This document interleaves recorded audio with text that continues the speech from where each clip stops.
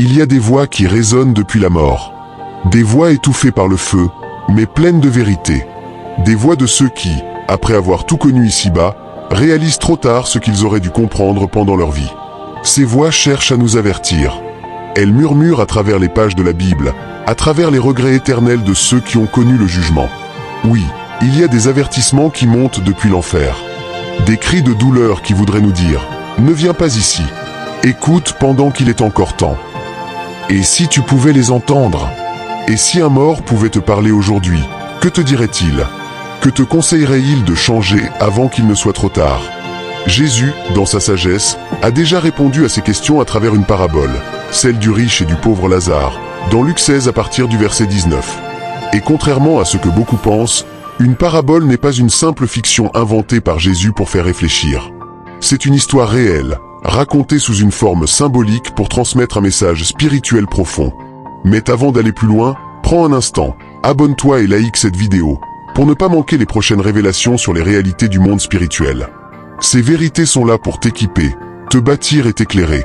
Jésus raconte qu'un homme riche vivait dans le luxe, vêtu de pourpre et de fin lin, festoyant chaque jour avec éclat. À sa porte gisait un pauvre, nommé Lazare, couvert d'ulcères, qui désirait seulement les miettes tombant de la table du riche. Les chiens venaient lécher ses plaies. Le pauvre mourut, et il fut porté par les anges dans le sein d'Abraham. Le riche mourut aussi, et il fut enseveli. Dans le séjour des morts, dans les tourments, il leva les yeux et vit Abraham de loin, avec Lazare dans son sein, et la conversation commença. Le riche portait du pourpre, symbole de royauté, d'honneur et de puissance. Le fin lin, lui, symbolise la pureté et la spiritualité dans la Bible, car c'était la matière des vêtements des sacrificateurs. Cela veut dire que cet homme n'était pas seulement riche matériellement, mais qu'il était aussi respecté, admiré, et probablement perçu comme un homme de bien. Aux yeux des hommes, il avait tout: position, reconnaissance, confort, réputation. Et dans la culture juive, la richesse était souvent perçue comme le signe de l'approbation divine. Mais à sa porte se trouvait un autre homme, Lazare, dont le nom signifie Dieu a secouru. Lazare, c'est celui que personne ne regarde. Couché, couvert d'ulcères, affaibli au point de ne même pas repousser les chiens qui léchaient ses plaies. Ces chiens, considérés comme impurs, le rendaient encore plus souillé aux yeux des gens et de la loi de Moïse. À vue humaine, cet homme était maudit. On aurait dit qu'il payait pour ses fautes ou celles de ses parents. Mais Dieu voyait autrement. Crois-moi, si le riche pouvait revenir, il dirait à tous que ce Lazare que tous méprisaient est dans la mort honoré par Abraham et les anges. Remarque, Jésus nomme le pauvre, mais ne donne pas le nom du riche. Pourquoi? Parce que dans le monde spirituel, Dieu se souvient de ceux qui l'aiment et vivent selon sa volonté, même s'ils sont insignifiants aux yeux du monde. Mais il n'a aucune mémoire pour ceux qui vivent dans l'injustice, même si leur nom est connu de tous ici-bas. Pose-toi la question, quel nom Dieu retient de moi? Celui que le monde acclame ou celui qu'il a écrit dans le livre de vie? Aux yeux des hommes, le riche vivait la faveur de Dieu, et Lazare en subissait sa colère. Mais la vérité, c'est que la mort est le lieu où Dieu remet les pendules à l'heure. Si cet homme pouvait sortir de la mort pour parler aux vivants, il dirait: ce que tu ne reçois pas ici-bas, tu le recevras là-bas, si tu marches dans la justice. Et ce que tu crois posséder ici, tu le perdras là-bas, si tu vis loin de Dieu. Combien de fois jugeons-nous les autres selon leur apparence? Combien de fois croyons-nous que la richesse, la santé ou la réussite sont la preuve que tout va bien avec Dieu? Cette parabole nous rappelle que l'essentiel ne se voit pas. Ce n'est pas ce que tu possèdes qui compte, mais ce que Dieu pense de toi. Le texte dit: le pauvre mourut, et il fut porté par les anges dans le sein d'Abraham. Lazare, celui dont personne ne voulait s'approcher, est honoré par le ciel. Lui qui n'avait ni cercueil digne, ni cortège funèbre, ni fleurs sur sa tombe, reçoit l'accueil des anges pour le lieu de repos. Quel renversement! Pendant ce temps, le riche aussi meurt, mais le texte dit simplement: il fut enseveli. Aucune mention des anges, aucune mention de gloire, juste une tombe. Parce qu'à quoi sert d'avoir un enterrement somptueux si ton âme est perdue? Jésus disait: que sert-il à un homme de gagner le monde s'il perd son âme? Matthieu 16, 26. Réfléchis-y. Que gagneras-tu à vivre dans le luxe si tu ne vis pas dans la lumière? Si pour un confort tu dois renoncer à Dieu, refuse-le, car tu auras au plus 120 ans sur terre, mais des millions d'années en enfer. Le riche se retrouve maintenant dans les tourments, tandis que Lazare repose dans le sein d'Abraham. Il lève les yeux et voit de loin celui qu'il ignorait chaque jour. Et pour la première fois, Il désire ardemment quelque chose qu'il ne peut pas avoir, une simple goutte d'eau. Lui qui avait tout ce qu'il voulait, maintenant désire sans pouvoir obtenir. Et même dans l'enfer, il reste enfermé dans sa mentalité de domination.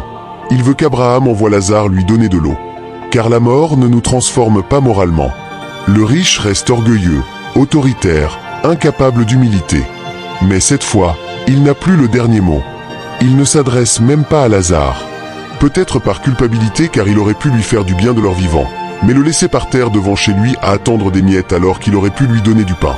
Comme ça peut-être parce qu'il a toujours parlé à Lazare avec condescendance et n'arrive à le faire autrement. As-tu remarqué? Il se souvient du nom de Lazare. Ce n'était donc pas un inconnu pour lui. Il savait qu'il souffrait à sa porte, mais il ne fit rien. Il pouvait l'aider, le nourrir, le soigner, mais il préféra ignorer. Combien de Lazare y a-t-il aujourd'hui à notre porte? Des proches, des voisins, des frères dans la foi, que nous laissons souffrir alors que nous avons les moyens d'agir. La vraie question, c'est, qu'est-ce que tu fais de ce que Dieu t'a donné? Si les morts pouvaient te parler, ils te diraient de faire du bien avec ce que tu as. De ne plus attendre d'avoir le superflu avant de penser aux autres. Ils te diraient de ne plus ignorer cette personne qui souffre à côté de toi. Le texte ne dit pas que le riche était entouré dans les flammes. Il est seul. Et c'est cela qui rend l'enfer encore plus terrible si c'est vraiment ce qui s'y passe. La solitude éternelle. Nous sommes des êtres sociaux.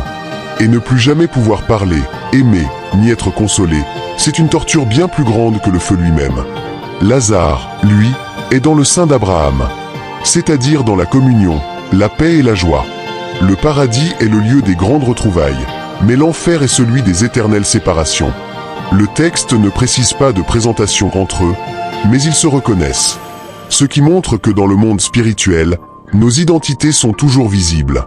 Lazare n'est plus malade ni sale, le riche n'est plus élégant ni beau, mais ils se reconnaissent. Notons aussi que peuvent se voir et communiquer. Imagine comment la souffrance est plus intense. Il ne s'agit pas seulement de souffrir, mais de le faire tandis que d'autres se réjouissent éternellement. La réjouissance de ceux du ciel sera encore plus grande quand ils verront qu'ils sont au bon endroit. Et c'est là que tout devient encore plus profond. Abraham rappelle aux riches qu'entre son lieu de tourment et celui de Lazare, un grand abîme est fixé. Cela veut dire qu'après la mort, il n'y a plus de passage possible d'un côté à l'autre. Autrement dit, personne ne peut plus rien faire pour celui qui est déjà mort. Il n'y a pas de purgatoire, pas de seconde chance, pas de rattrapage. L'esprit des enfants de Dieu part dans le repos, dans la présence du Seigneur, tandis que celui des pécheurs se retrouve dans les flammes. C'est pour cela qu'il est inutile de dire « repose en paix » à quelqu'un qui est mort. Son repos dépendra de la vie qu'il a menée et des choix qu'il a faits sur la terre. D'ailleurs, le texte précise que ce sont les anges qui sont venus chercher Lazare à sa mort.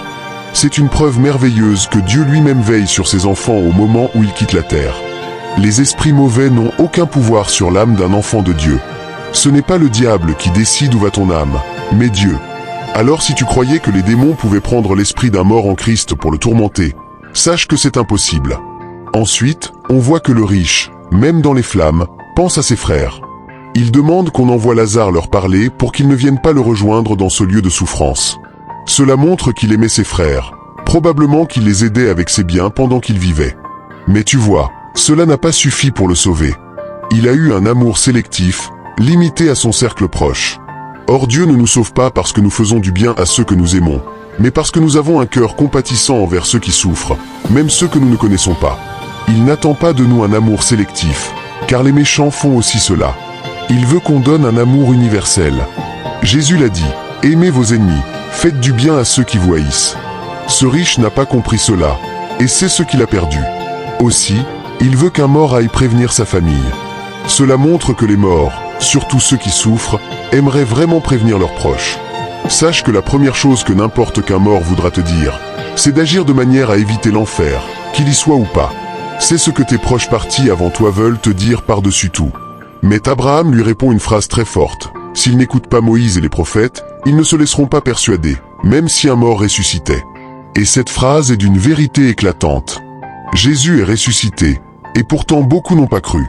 Il a ressuscité Lazare dans Jean 11, et au lieu de se repentir, les chefs religieux et le peuple ont voulu le faire mourir. C'est dire que le problème n'est pas le manque de preuves, mais le manque de foi. Et qui sait? Peut-être que Jésus, dans cette parabole, parlait justement du même Lazare qu'il avait ressuscité. Mais même après avoir vu ce miracle, beaucoup n'ont pas cru. Cela montre que la foi ne vient pas des expériences spectaculaires, mais de l'écoute et de la soumission à la parole de Dieu. Parce que la puissance qui ressuscite les morts, c'est la même qui agit dans la parole, le Saint-Esprit. Celui donc qui refuse d'écouter la Bible refuse en réalité d'écouter l'Esprit de Dieu. Et si cet esprit ressuscitait un mort devant lui, il ne croirait pas plus. Alors, fais une pause et réfléchis. Si tu devais mourir aujourd'hui, où irait ton âme? Serais-tu du côté du repos ou du tourment? Ce n'est pas une question de religion, ni de bonne réputation, mais de relation avec Jésus. Il est encore temps de changer. Le riche aurait voulu une seconde chance, mais toi, tu l'as maintenant. C'est aujourd'hui que tu peux dire « Seigneur, je reviens à toi ». Prions ensemble. Seigneur Jésus, je reconnais que j'ai péché et que sans toi, je suis perdu. J'ai vécu à ma manière, sans tenir compte de ta parole. Aujourd'hui, je viens à toi. Pardonne mes fautes, purifie-moi par ton sang et fais de moi ton enfant. J'accepte ton salut et je choisis de te suivre dès maintenant. Donne-moi un cœur nouveau, plein d'amour, de foi et d'obéissance. Amen. Et si tu viens de faire cette prière sincèrement, alors tu viens de naître de nouveau. Ton nom est inscrit dans le livre de vie, et le ciel se réjouit pour toi. Ne retourne plus en arrière. Approche-toi de Dieu chaque jour par la prière, la lecture de la Bible et la communion avec d'autres croyants. Avant de partir, abonne-toi à cette chaîne pour ne rien manquer des prochains enseignements. Like cette vidéo si elle t'a touché, et écris en commentaire « Seigneur, garde-moi prêt pour ton royaume ».